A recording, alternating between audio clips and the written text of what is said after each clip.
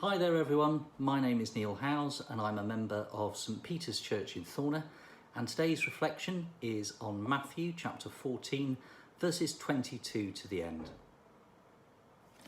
Immediately Jesus made the disciples get into the boat and go on ahead of him to the other side while he dismissed the crowd. After he dismissed them, he went up a mountainside by himself to pray. When evening came, he was there alone, but the boat was already a considerable distance from land, buffeted by the waves because the wind was against it. During the fourth watch of the night, Jesus went out to them, walking on the lake. When the disciples saw him walking on the lake, they were terrified. "It's a ghost," they said, and cried out in fear.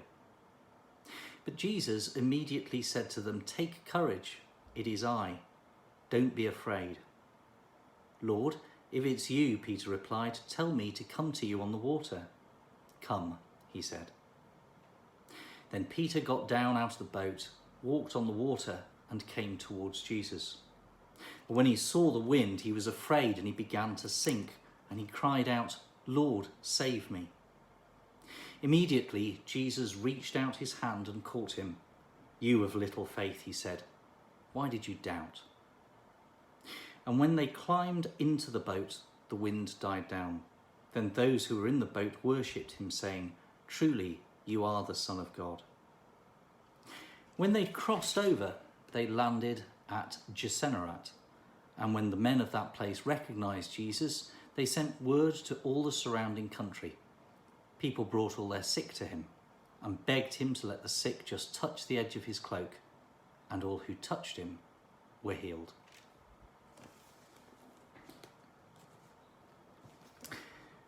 So today's reflection is all about faith, but it's also all about doubt. The disciples are frightened. Caught up in a storm far from land, they see Jesus approaching them across the water. But that only adds to their fear, and they mistake him for a ghost until Jesus reassures them that it is in fact him.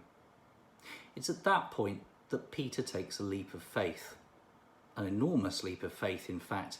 He gets out of the boat and begins to walk towards Jesus across the water, but fear and doubt take over. He starts sinking into the waves until Jesus reaches out to save him.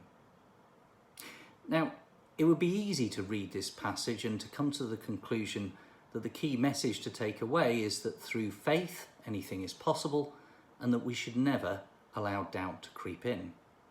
After all, once Peter is safe, Jesus asks him, "Why did you doubt?" But where does that leave those of us who have doubts about faith during the course of our lives? Does it mean that we're bad Christians? Does it also mean that we can't express those doubts? Well, I don't think that it does. Doubt, for me, is not the opposite of faith. In fact, the more I think about it, I think it might be a really important aspect of faith. Because faith is complicated. It requires us to grapple with big questions to which there are no easy answers. And answering those questions requires us to look at things from multiple perspectives, to challenge our assumptions. And when we do so, we open ourselves up to doubt. But at the same time, we also open ourselves up to new insights and to a deeper experience of faith as we battle the storms that life throws at us.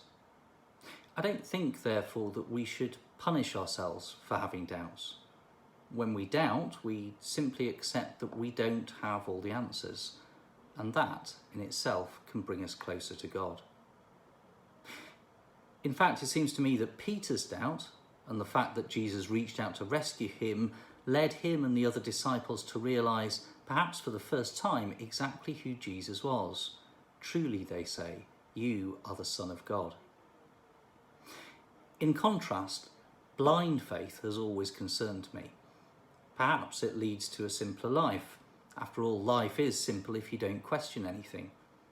But all too often it leads people to close themselves off to new ideas, to refuse to even countenance that there might be more than one way of looking at things, because doubt, any doubt, remember, is a sign of weakness.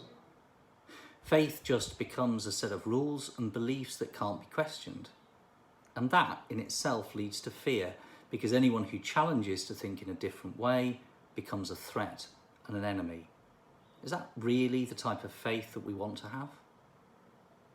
Perhaps then we should embrace doubt a little more, to see it not as a sign of weakness or of failure, but as an opportunity to deepen and reaffirm our faith. Over the years, therefore, I've tried to learn to accept that I have doubts, sometimes big doubts, but actually that's just part of having faith. So when Jesus turns to Peter and says, "Why did you doubt?" I like to think that it wasn't a rebuke, it wasn't a condemnation, it was a question. And if we have the faith and courage to answer that question honestly, then perhaps like Peter, Jesus will be there to offer us his hand and to pull us from the waves. Thank you.